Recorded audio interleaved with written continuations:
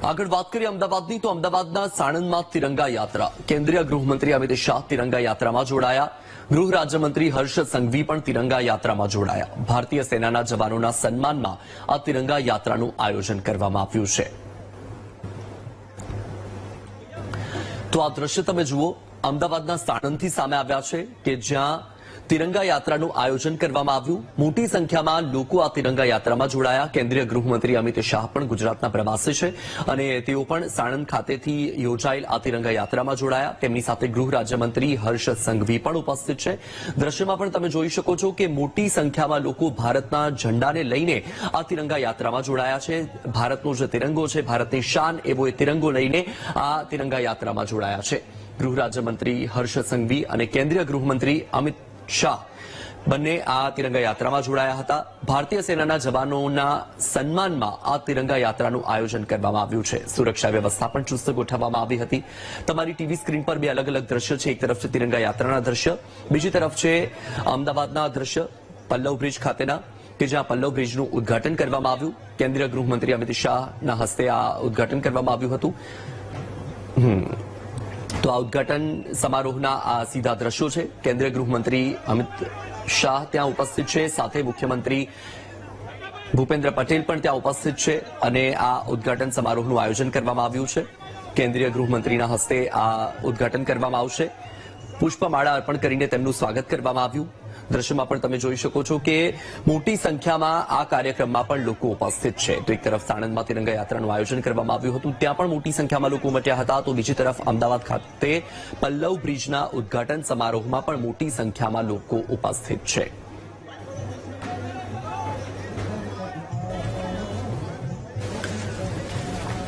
તો એક તરફ જ્યાં ભારત અને પાકિસ્તાન વચ્ચે તણાવભરી સ્થિતિ હતી અને તણાવભરી સ્થિતિની વચ્ચે ભારતે ઓપરેશન સિંદૂર ચલાવ્યું અને ઓપરેશન સિંદૂર બાદ પહેલી વખત કેન્દ્રીય ગૃહમંત્રી ગુજરાતની મુલાકાતે અને હાલ તમે દ્રશ્ય તમારી ટીવી સ્ક્રીન પર બે અલગ અલગ જોઈ રહ્યા છો એક તરફ છે સાણંદના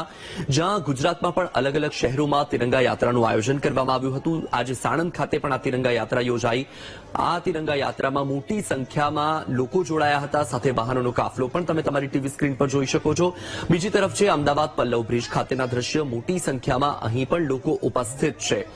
વધુ માહિતી મેળવીએ સંવાદદાતા શુભમ પાસેથી શુભમ એક તરફ સાણંદમાં તિરંગા યાત્રા તો બીજી તરફ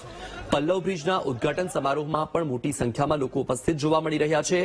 કોણ કોણ ત્યાં ઉપસ્થિત છે અને શું આખા કાર્યક્રમની રૂપરેખા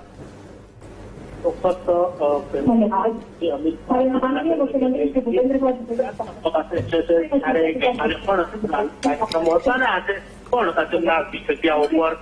જે લોકાર્પણ અને ખાતમુહૂર્તના કાર્યક્રમો છે તેનું આયોજન કરવામાં આવ્યું છે ત્યારે આજે બપોરના સમયે અમિત શાહે છે તે અમદાવાદ ખાતે યોજાયેલ જે તિરંગા યાત્રા છે તેમાં પણ તેમને હાજરી આપી હતી ખાસ કરીને જે ઓપરેશન સિંદૂર બાદ છે તે રાજ્યભરમાં છે તે તિરંગા યાત્રાનું આયોજન કરવામાં આવી રહ્યું છે જે તેના ભાગરૂપે અમદાવાદ ખાતે પણ યોજાયેલી આ તિરંગા યાત્રામાં અમિત શાહ કેન્દ્રીય ગૃહમંત્રી ઉપસ્થિત રહી અને દેશના જવાનો છે તેને આવકાર્યા હતા બીજી તરફ આજે હવે ત્યાંથી તેઓ અમદાવાદના પલ્લવ બ્રિજ જેવું મહાનગરપાલિકા દ્વારા નવું પલ્લવ બ્રિજનું નિર્માણ કરવામાં આવ્યું છે તેમના લોકાર્પણ પ્રસંગે પહોંચ્યા છે અને સાથે સાથે અહીં મહાનગરપાલિકાના અંદાજે 1593 કરોડના વિવિધ જે વિકસિત પ્રકલ્પો છે ખાસ કરીને તેમનું લોકાર્પણ અને ખાતમુહૂર્ત છે અત્યારે કરવા જઈ રહ્યા છે આમ તેમની સાથે કેન્દ્રીય સાથે રાજ્યના મુખ્યમંત્રી ભૂપેન્દ્ર પટેલ છે તે પણ ઉપસ્થિત સાથે સાથે અમદાવાદ ગાંધીનગરના ધારાસભ્યો સાંસદ સભ્યો તેમજ ભારતીય જનતા પાર્ટીના જે શહેર પ્રમુખ સહિતના હોદ્દેદારો પણ છે તે અહીં ઉપસ્થિત છે જી બિલકુલ શુભમ આ લોકાર્પણના કાર્યક્રમ બાદ આગળની શું રૂપરેખા છે આજે ગઈકાલથી જ મુખ્ય જે કહી શકાય કે ગૃહમંત્રી અમિત શાહ ગુજરાતમાં છે ત્યારે મહેસાણા સહિતના વિસ્તારોની અંદર પ્રકારના લોકાર્પણો અને કાર્યક્રમો કર્યા હતા આજે સવારે જ અમદાવાદની અંદર સહકાર સંમેલનનું આયોજન હતું તેમાં પણ તેમને હાજરી આપી હતી ત્યારબાદ હવે જે છે અમદાવાદ ખાતે ફરી એક લોકાર્પણ કાર્યક્રમો છે યોજવામાં આવી રહ્યા છે અહીંથી તેઓ ફરી દિલ્હી જવા માટે રવાના થશે બિલકુલ શુભમ માહિતી બદલ આભાર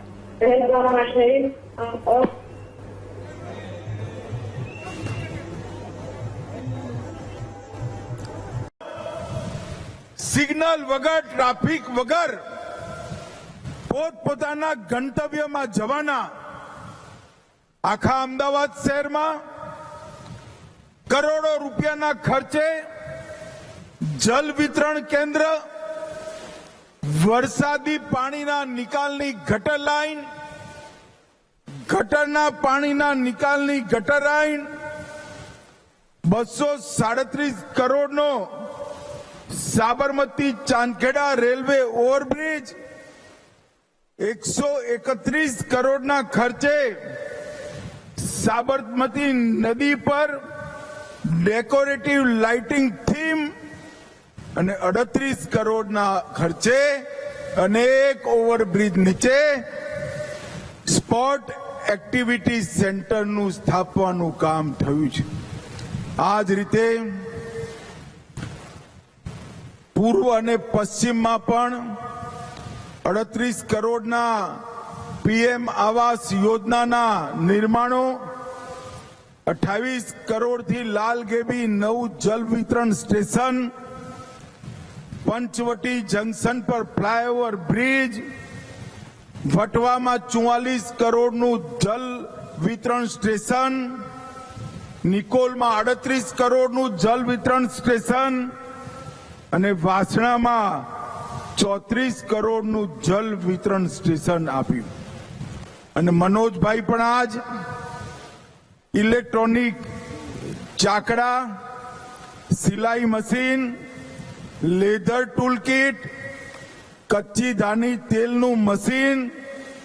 ઓટોમેટિક અગરબત્તી બનાવવાના મશીન, લગભગ 1000 થી વધુ લાભાર્થીઓને આજ રોજી રોટી આપવાનું કામ પણ ખાદી ગ્રામ ઉદ્યોગે કર્યું છે. ભાઈઓ બહેનો, હું અહીંયા આવ્યો છું ત્યારે થોડાક જ દિવસમાં વરસાદ આવશે અને આપણે સૌએ છેલ્લા 6 વર્ષથી ગ્રીન ગાંધીનગર લોકસભા મિશન હેઠળ દરેક વરસાદમાં લાખોની સંખ્યામાં વૃક્ષ વાવવાનું અભિયાન ચલાવ્યું છે. હું વિશેષ કરીને 25 વર્ષથી 15 વર્ષની આયુના બધા યુવાનોને અપીલ કરવા આવ્યો છું. આપણા વડાપ્રધાન નરેન્દ્ર મોદી સાહેબે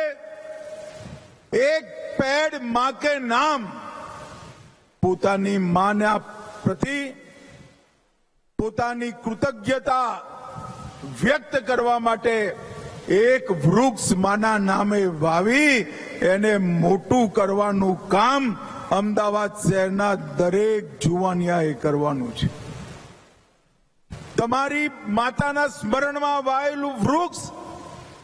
ધરતી માતા પ્રત્યેનું ઋણ પણ ઉતારવાનું કામ કરશે. અને અહીંયા જે વડીલો બેઠા છે, સોસાયટીના ચેરમેન સેક્રેટરીઓ બેઠા છે, બધા ફ્લેટ કોલોની સોસાયટીમાં પણ કમસે કમ 15 થી 50 વૃક્ષો વાવવાનો આપણે સંકલ્પ લઈએ તો આપણા અમદાવાદનું તાપમાન કમસે કમ 3 ડિગ્રી સુધી નીચું આવી જાય એની જવાબદારી સૌએ ભેગા થઈને લેવી જોઈએ. અમદાવાદ મ્યુનિસિપલ કોર્પોરેશને 40 લાખ વૃક્ષ વાવવાનો સંકલ્પ લીધો છે. અમદાવાદ મ્યુનિસિપલ કોર્પોરેશન મોટા મોટા વૃક્ષારોપણના કાર્યક્રમો કરે, પણ આપણે પણ નાગરિક તરીકે કમસે કમ એક નાગરિક એક વૃક્ષ રોપવાનો કાર્યક્રમ કરે તો મિત્રો આવનારા દિવસોમાં અમદાવાદની અંદર આ ગ્લોબલ વોર્મિંગની અસર અડધા કરતા ઓછી કરવામાં સફળતા મળે. હું ફરીવાર આવીશ ત્યારે કાર્યક્રમમાં પણ આવીશ. આજે મિત્રો હું અહીંયા આવ્યો છું ત્યારે પહેલગામના સૌ આતંકવાદના શિકાર બનેલા નાગરિકોને હૃદયપૂર્વક શ્રદ્ધાંજલિ આપવા માંગુ છું. અને પહેલગામ પછી